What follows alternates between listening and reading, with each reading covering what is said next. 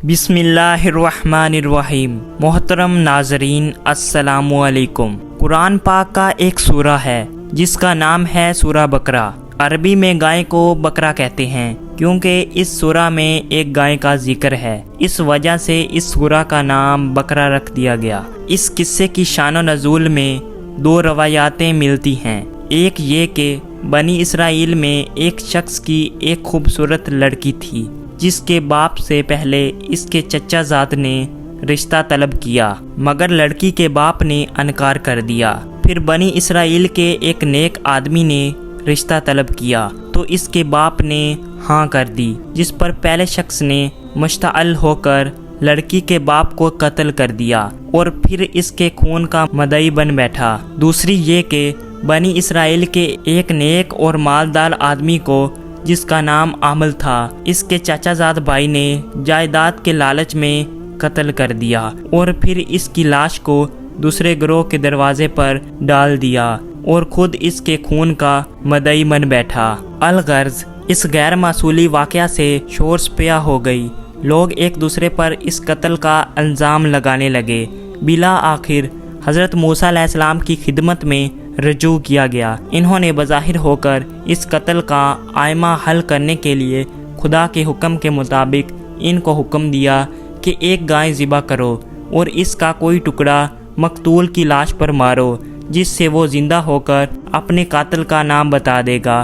مگر دراصل اس مخصوص گائے کے مالک کو مالی فائدہ پہنچنا مقصود تھا، جو صالح تھا اور اپنی ماں سے بڑا اچھا سلوک کرتا تھا، جس کا یہ عمل خدا کو بہت پسند آیا تھا۔ کیونکہ قتل کا یہ معاملہ حل کرنے میں بظاہر گائے ذبح کرنے کا کوئی تعلق نظر نہیں آتا، اس لیے قوم نے کہا آپ ہم سے مذاق کر رہے ہیں۔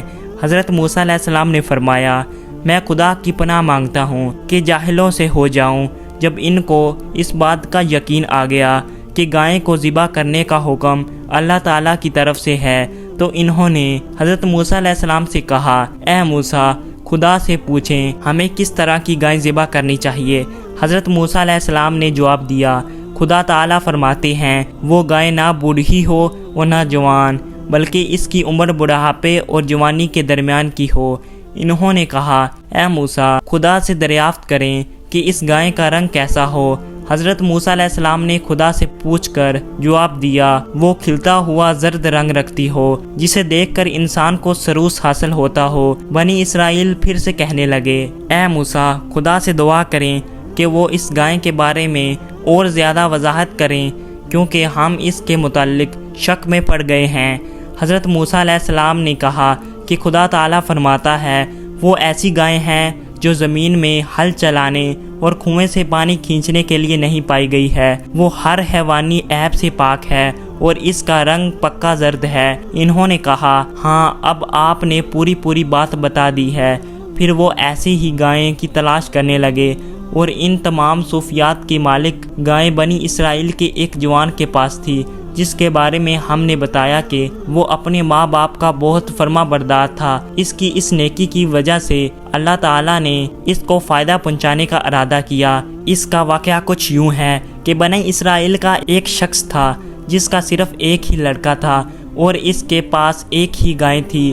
وہ اسے ایک جنگل میں لے آیا اور کہا اے اللہ، میں یہ گائے کی بچڑی تیرے پاس اپنے بیٹے کی وادیت رکھتا ہوں حتیٰ کہ یہ بڑی ہو جائے۔ وہ شخص مر گیا، وہ بچڑی جنگل میں جوان ہو گئی۔ جب بھی وہ کسی شخص کو دیکھتی تو بھاگ جاتی۔ جب بچہ بڑا ہوا تو وہ اپنی والدہ کا بہت ہی اطاعت گزار تھا۔